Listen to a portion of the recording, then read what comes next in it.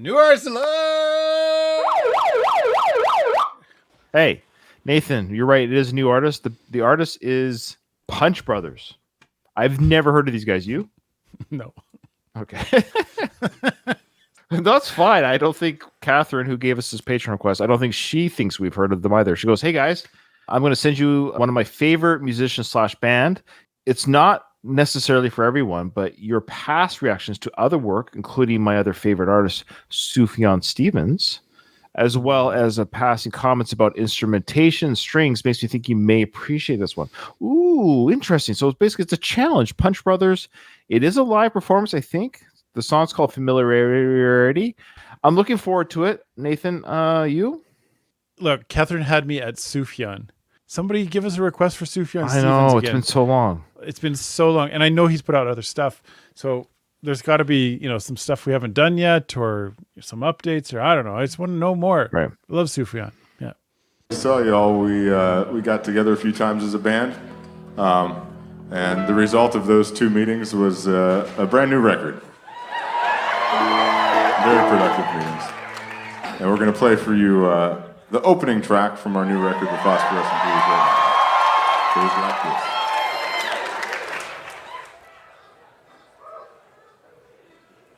Oh, House of Blues. Okay, interesting.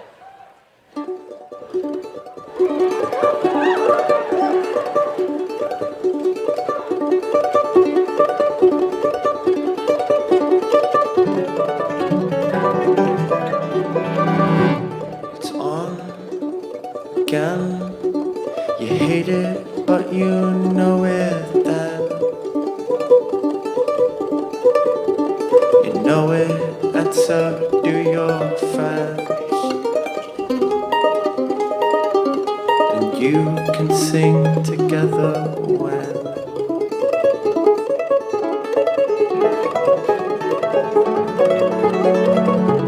it's on.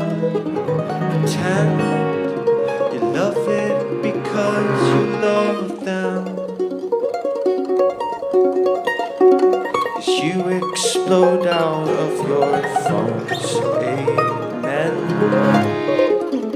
To make some music of your own, amen. Or you could hate it softly to yourself, alone, amen, amen.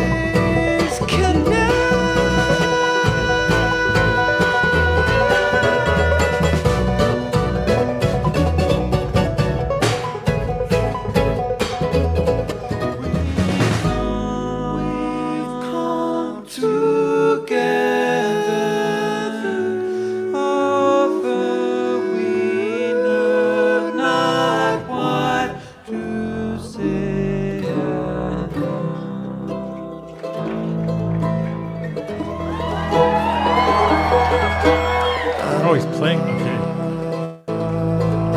I was like, what is that low note? Oh,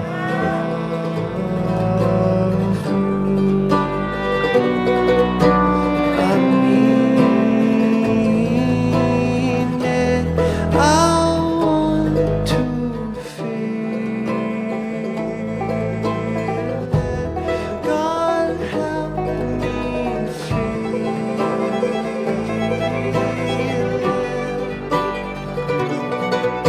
I love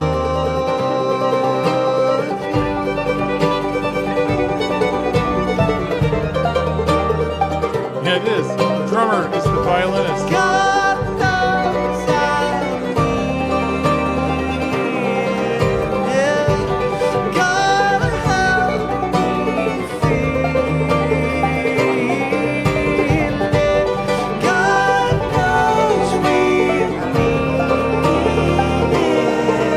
it. God help us feel it. God knows we need it. God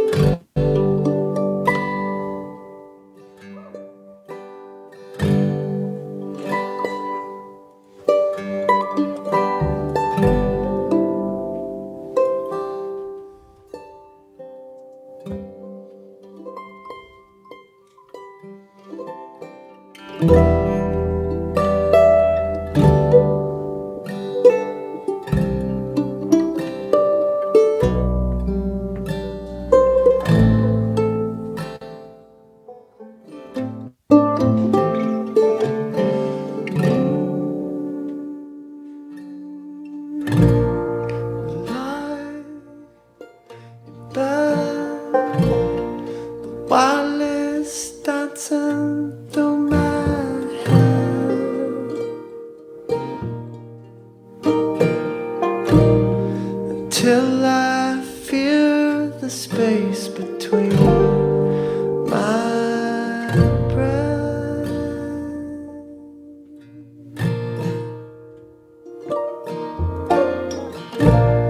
I see an end.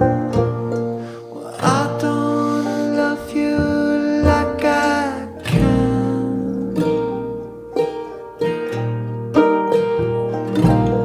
'cause I've forgotten how it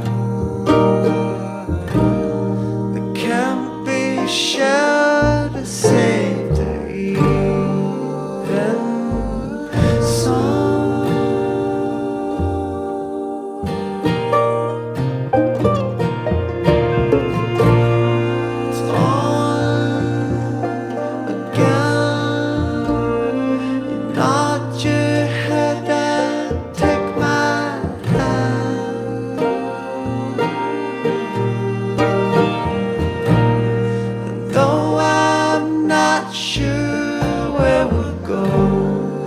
Hey, now, to worship more than what we know. Hey, now, as long as you're there, I won't be alone. Hey, man, hey,